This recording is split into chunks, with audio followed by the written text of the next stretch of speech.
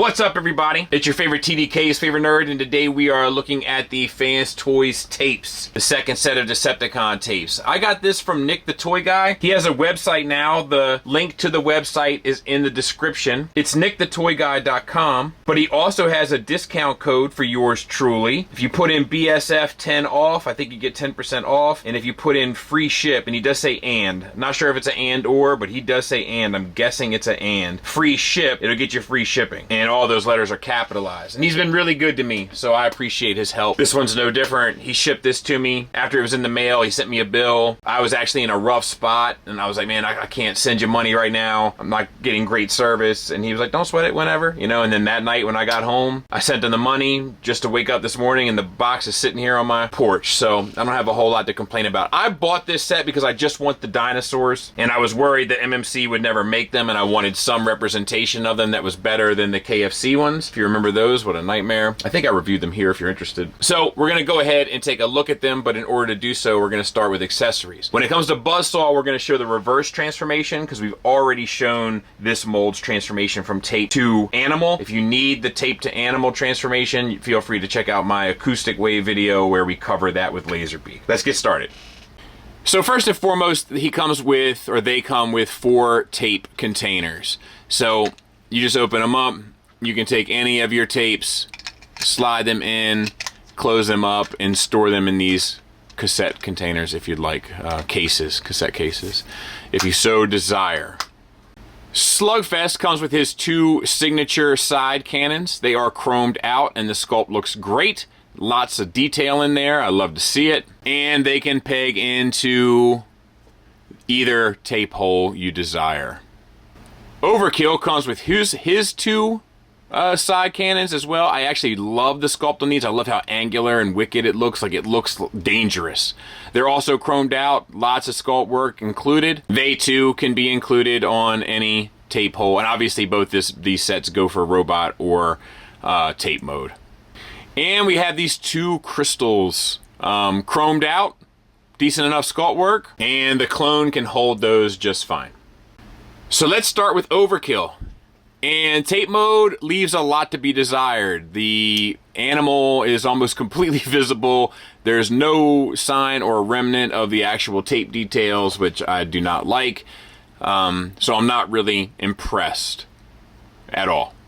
But what we will do is try to transform it without ever having done so, because I do think with these smaller tapes, part of the charm should be that it should be easy to figure out. So we're going to get through it together. Looks like this head just comes out. This tail comes up, a la G1. Here we got these 2 pieces here. And that flips out. And the arms are tucked up. Let's see if we can release those arms. Rotate them out to the side and then flip them up here. And then angle them appropriately. Flip them up here. Angle them appropriately. Bring down the head of the beast. And then bring out the fruit. And we should be almost there, with the exception of the tail that flips out. And there you go. Let me clean him up. We'll take a look at him. So let's take a look at him. He's pretty cool, but a couple issues. So the head moves up and down. You get no... Oh, you do get a swivel. You get a side-to-side swivel. But unfortunately, because of the cut here, you can't get him to look any further down, which is a bummer. I actually would trade in the swivel in order to get that downward look. Nice sculpted detail of the pistons inside the neck there. That works well. The red paint inside the mouth. The teeth are painted. The red on the eyes. The white, the blue. Everything is painted. You have 2 hinges here at the shoulder. Plus, technically, you can swivel that out if you want, but that's not intended. So limited, but, you know, predictable, I guess. Hips, forward and back. Knee, forward and back all the way. I like the little piston there, another piece of little work there. Ankles up and down, toes up and down. And then technically you can swivel that hip out, but then it just inverts the knees, so not what you want. And then the tail here, you just get a little bit of wiggle times 2, no waggle. And yeah, that's this guy. We'll do Slugfest next. I'm guessing those are the two that most people want to see. So the paint, fully there, metallic, looks good. We have some gold chrome on the bottom, that looks good. No real tape details, that's kind of a bummer. Same with Overkill. Okay, once again, you remember the rules. We have no prior experience. We just try to get it done. It should be intuitive. That's half the fun of a tape. These pieces need to fillet out. Looks like they're getting in the way. So we'll rotate the feet down and then rotate these sections out that form the kind of shoulders, and then rotate the feet back down. So there's that. This looks similar.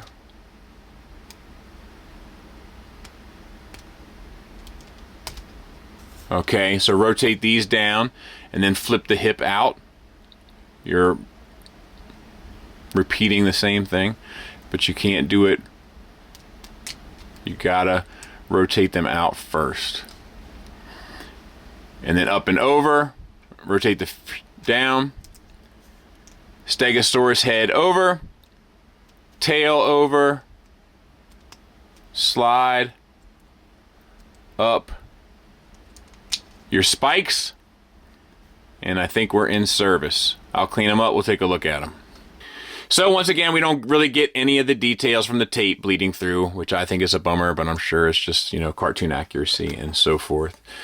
The jaw does open. It's on a little pin hinged. Inside we have red paint at the top and bottom, red paint on the eyes as well. Nice, like I think it's almost wash work done in here. Very impressive. Looks good. I wouldn't mind seeing more of that sort of approach to deco from them in the future. I like what I'm seeing. Articulation wise, nothing to it. 2 hinges so you get forward and back really. And then the tail, same for the articulation's the same on the rear legs. And then the tail, you get a little bit of wiggle and a little bit of waggle. So that's nice too. You know, nothing really noteworthy, but nothing really awful either. And then we have the little clone guy. Metallic blue, metallic purple, looks good. Little bit of tape accents there. I'll take it because you know, I got so little of it with the others that I will take what I can get.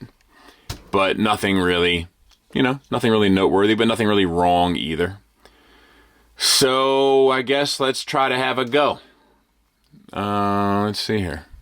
So there's that. That was pretty easy, wasn't it? And then we have to get this. So these pieces flip around to the side. And rotate down. It looks like they have to, oh, they just come out like a double hinge out. But you got to rotate the wheels to the front. And you have that. And then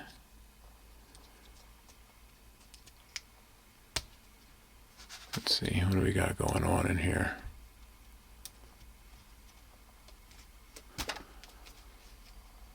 There's some stuff in here. There we go, little claws. There we go, front wheel. I'm not sure what the best way to do that is. I'm guessing not the way that I did it. But there you have it.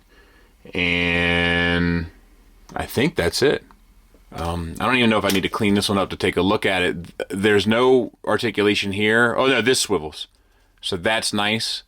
You get the yellow paint there and there. Some silver and then the gunmetal. The armature is all done in silver. You get a base hinge, second hinge, tertiary hinge, and then the claws open up. This moves up and down, a little bit side to side, but nothing really crazy. I mean, that's this guy in a nutshell. So we'll go ahead and take a look at Buzzsaw. You know, very similar to Laserbeak, obviously. The little bit here does open, so you can close that. It's fully painted. The eyes are painted yellow, yellow on the beak. We have a hinge at the neck and a hinge at the base of the neck, so you can get all the way down to there, up, but no swivel, which is a bummer in my opinion. Then we have the kind of side cannons here. Nothing to really write home about there. I don't have this one 100% pushed down properly. The wings, they can move forward and back. They can move up and down at that joint. Then there's an additional joint where you can get additional flap. And he can get his walk on, looky walking. And then he can get the side to side movement with his ankle as well.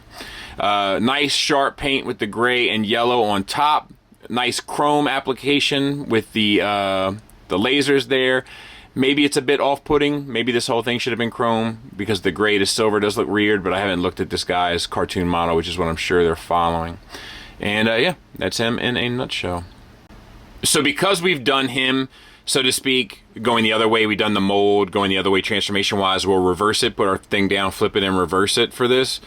So without any further ado, you can bring up these weapons here. The guns have to flip to the opposite side. You can do that on both sides. Rotate the wings 180 degrees and then move them to the front. These weapons come around and sit alongside it. You may have to maneuver some of this stuff as you do it. And then the head just tucks in, really tight joint. And then the swivel to the side and come up. Swivel to the side and come up. And then the wings flap over. And that's basically it. I'll get it cleaned up. We'll take a look at it. So here's his tape mode. And I actually think this is one of the more successful ones overall. Because it does have a little bit of that tape deco here on the underside. Tons of paint, etc. And, you know, the spools and stuff got a little bit of sculpt going into them. Like, this is probably my favorite of the four. Final thoughts wise, I think that we can combine the negative and positive as we move through these, and we'll just move from left to right. So Buzzsaw is pretty well done. The only thing that bothers me is there's a couple little tolerance issues, mainly the sliding joint for the neck and the various uses of grays and silvers and chromes. I kind of wish it was a little bit more cohesive. But in terms of the positives, I absolutely love the articulation, and I think it pulls the character off better than the Takara in terms of the aesthetic. Moving on to Overkill, I really wish you could have got that downward head articulation. That to me is a huge oversight. And then a lot of it seems incomplete. I just feel like we've seen kind of more clever things done with tape engineering, even from Fanstoys, to be fair. Like, I don't think this is as clever as their Ravage. But it's not hateful in the same breath. Really sharp paint work, including all that red paint work inside the mouth. I love the sculpt of the weapons, even though I think I had them upside down here. And once again, the transformation is pretty straightforward and fun the way it should be. As for Slugfest, once again, not a lot of interesting stuff going on with the lower legs, but I do like how the Slugfest one and the Overkill one, to be fair, evokes some of that G1 feeling of the transformation just sort of modernized, almost a missing link in a way. And then the clone is the clone. You know, they did a good job with it, but if you ask me, they should have included a rat bat, but I get it. The sun don't shine if sun don't shine. Just seems a little cheesy to me, but they don't often do a whole lot of cheese stuff with repaint, so I do get it. And lastly, I mean, it's an expensive set, man. It's an expensive set for four, you know, pretty good things. I don't know. To me, they're filling in holes, so to speak. I'm not sure if they're my favorite pieces, but they're fine. If you want an Overkill and Slugfest, at least it'll be something to stand in for a bit. It's not bad. It's not bad. It's just very expensive and very average. And that's about all I got. Thanks for listening. Thanks for watching. Until next time, take care.